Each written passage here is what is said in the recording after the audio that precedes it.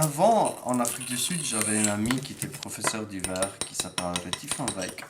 Et il m'a appris de travailler avec ces bouts qui a resté en fait. Et lui, il m'a toujours dit, si je peux faire une œuvre d'art avec les petits bouts, mais quand je dis les petits bouts, je parlais vraiment, tu vois, ces petits bouts qui a resté comme ça, quoi, tu vois, les petits bouts de machin, après il a fait son œuvre, quoi. Il a dit, si tu peux faire quelque chose d'extraordinaire avec les petits bouts, le jour que tu peux voir beaucoup, tu peux faire quelque chose encore plus extraordinaire. Du coup, c'était un entraînement, petit à petit.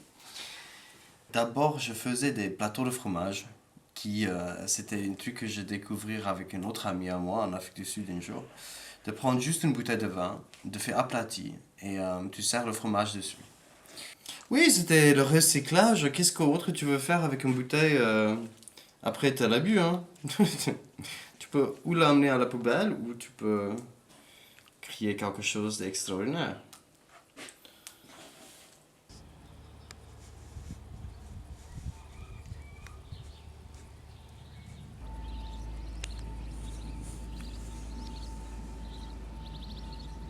Par hasard, j'ai pensé un jour, pourquoi pas faire des cuirasses de chevaliers, quoi. Parce que les chevaliers sont aussi quelque chose de la France. Le vin protège la France d'une certaine façon ou l'autre parce que tu vois c'est un gros revenu pour la France. La France était connue pour le vin, c'est son export et c'était amélioré comme ça. Et après j'ai vraiment allé faire des recherches dans l'histoire. Après j'ai même fait une esclave en bouteille de vin parce que c'était encore cette corde. La Bordeaux a fait beaucoup de business avec des esclaves, avec le vin en même temps. Du coup, pour moi, c'était juste évident de faire une comme ça. Je me dis, mais j'aurais bien fait une machine à coudre qui fasse en fait une bouteille de vin. Pour l'expression, il a une jolie robe, quoi. Le vin, il a une jolie robe. Et j'ai tombé sur cette machine qui s'appelle le Vigneron.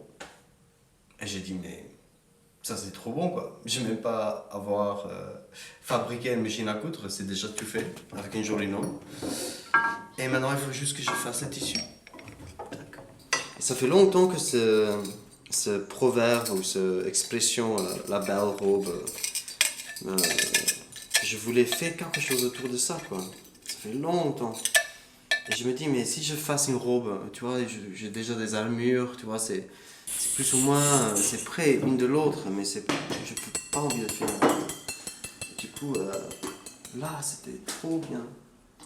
Peut-être que je vais faire une robe plus tard, mais il faut la machine avant que tu fasses la robe. Après, on va mettre ça dedans, et on va juste faire une pièce de verre, et après, on va faire le moulage du table, pas le moulage, mais on va juste faire la même bordure, prendre les mesures, et voir où pour faire tomber. Oh.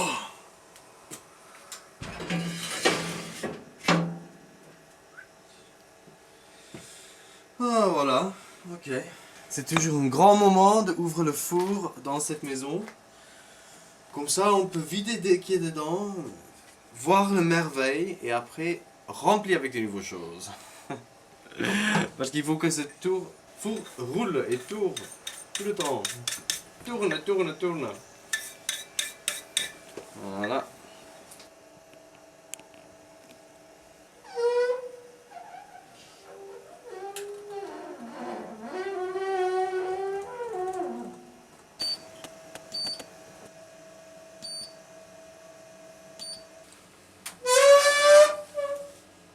Me, that I'm working with thin glass, so I can keep it there for an hour and a half. But when you do big glass, it takes 30 days to anneal. Dude, that's passion. And then when you open it, you don't know if it's okay because you haven't touched it. Yeah, so funny.